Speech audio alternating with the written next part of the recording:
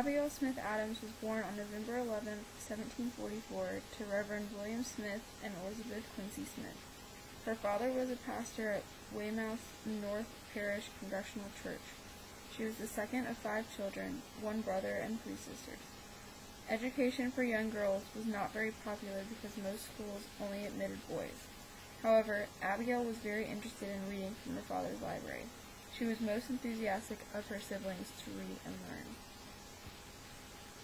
Abigail was sensitive about her lack of formal education. During her childhood, Sundays were entirely devoted to church and worship. Since her father was the minister, she and her siblings were expected to set a good example. Religion was a permanent aspect of the family's daily life. Religion was not just on Sundays. Her strong, unquestioning faith remained with her throughout her life.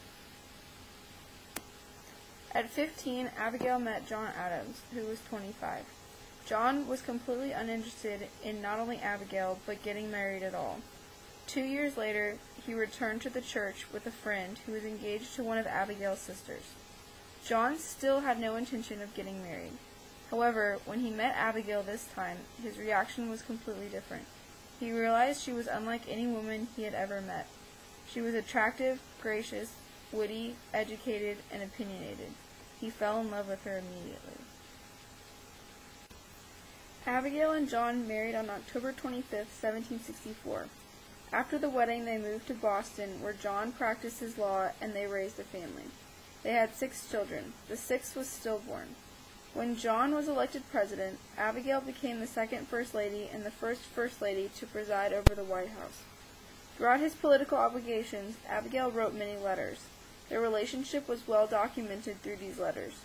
John's letters revealed he recognized Abigail's knowledge sincerely. When John was unsuccessful in re-election, the family retired to Quincy.